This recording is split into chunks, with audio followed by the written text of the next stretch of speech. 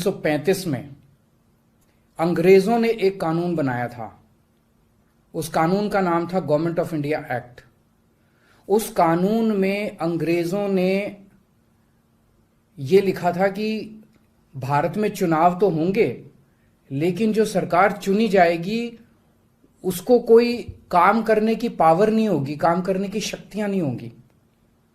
जब हमारा देश आजाद हुआ तो हमने संविधान बनाया और संविधान में हमने लिखा कि चुनाव होंगे, लोग अपनी सरकार चुनेंगे और जो सरकार चुनेंगे उस सरकार को लोगों के लिए काम करने की सारी शक्तियां होंगी।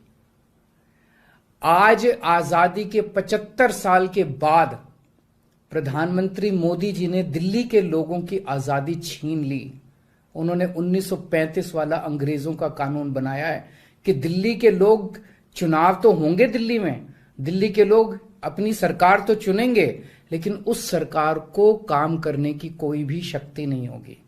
ये कानून आज हमारे देश की संसद ने पास किया है। दिल्ली के लोगों की वोट की अब कोई कीमत नहीं बची है। अब सरकार बनाई, उस सरकार की कोई शक्ति नहीं है। सुप्रीम कोर्ट ने एक आदेश दिया था, 11 मई को सुप्रीम कोर्ट ने आदेश दिया था। सुप्रीम कोर्ट ने क्या कहा? सुप्रीम कोर्ट ने कहा भारत एक जनतंत्र है। इस जनतंत्र में हम अपनी सरकार चुनते हैं, जनता अपनी सरकार चुनती है और उस सरकार को जनता के लिए काम करने की पूरी ताकत होनी चाहिए, सुप्रीम कोर्ट ने कहा। प्रधानमंत्री जी ने एक ही हफ्ते के, सुप्रीम कोर्ट का जैसे आदेश आया, एक हफ्ते के बाद उसको सुप्रीम कोर्ट के आदेश को पलट दिया और उसके खिलाफ एक अध्यादेश लेके आए। और आज हमारे देश की संसद ने उस अध्यादेश को इस देश का कानून बना दिया कि अब दिल्ली के लोगों की चुनी हुई सरकार को काम करने की कोई ताकत नहीं होगी। अब इस कानून में लिखा है कि दिल्ली के लोग जो मर्जी सरकार बनाएं, लेकिन उस सरकार को चलाएंगे एलजी साहब और मोदी जी, सीधे सीधे वही लोग चलाएंगे इस सरकार को। तो इससे साफ जाहिर है कि प्रधानमंत्री मोदी जी कह रहे हैं कि मैं सुप्रीम कोर्ट को भी नहीं मानता। जिस देश के प्रधानमंत्री उस देश की सर्वोच्च अदालत को नहीं मानते, उस देश का क्या भविष्य हो सकता है? सीधे सीधे वो कह रहे हैं सुप्रीम कोर्ट जो मर्जी आदेश पास करे, अगर मुझे सुप्रीम कोर्ट का आदेश पसंद नहीं आया तो मैं उसके खिलाफ कानून बना के सुप्रीम कोर्ट के आदेश को पलट दूंगा। इतना अहंकार हो गया इन लोगों को। इन लोगों ने देखा कि दिल्ली में आम आदमी पार्टी को हराना बहुत मुश्किल है। पिछले 4 चुनाव सीधे सीधे 2013 में, 2015 में, 2020 में और उसके बाद एमसीडी का चुनाव, सीधे सीधे 4 चुनाव बीजेपी आम आदमी पार्टी से दिल्ली में हार गई। दिल्ली के अंदर 25 साल से ज्यादा हो गए अब बीजेपी की सरकार नहीं बनी है। 25 साल से इनको वनवास दिल्ली के लोगों ने दिया हुआ है।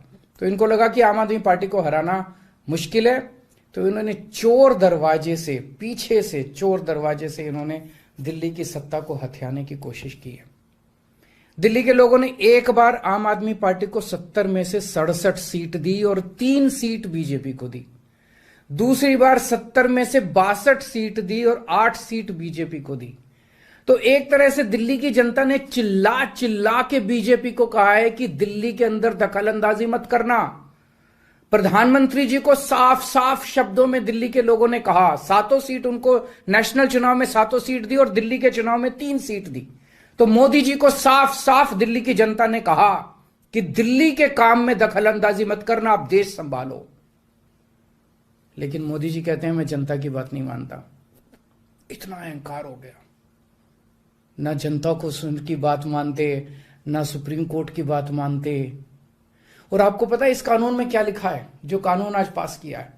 इस कानून में लिखा है कि दिल्ली के ऊपर से नीचे A category, B category, C category, D category, जितने दिल्ली सरकार के कर्मचारी हैं, उन सारे कर्मचारियों को के बारे में सारी पॉलिसी केंद्र सरकार बनाएगी। उनकी ट्रांसफर पॉलिसी, कौन अधिकारी, कौन चपरासी क्या काम करेगा, ये देश के प्रधानमंत्री बैठ के दिल्ली सरकार का कौन सा चपरासी क्या काम करेगा, कौन सा चपरासी फाइल उठाएगा, कौन सा चपरासी चाय पिलाएगा, कौन सा चपरासी खाना, ये काम रहेगा प्रधानमंत्री जी को।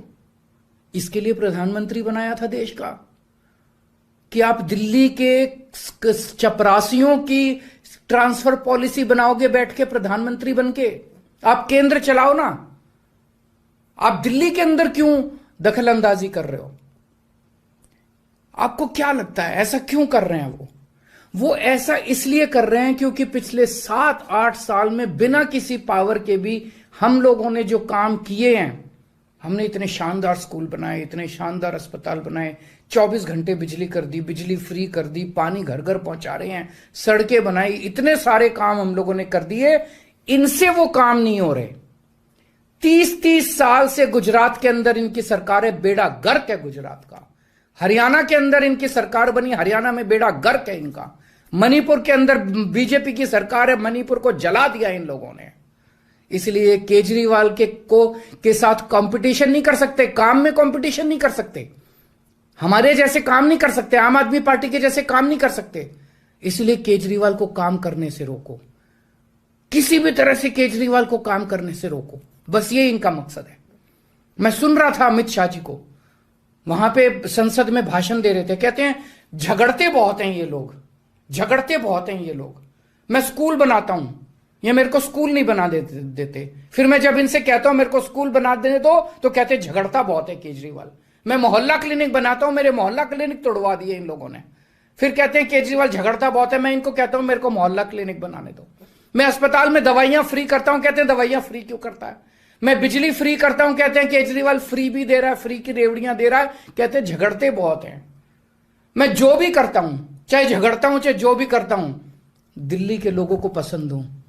इसीलिए 3 बार 4-4 बार दिल्ली के लोगों ने मेरे को, जो भी कर रहा हूं ठीक ही कर रहा हूं, तभी 4-4 बार लोगों ने हमें वोट दिया।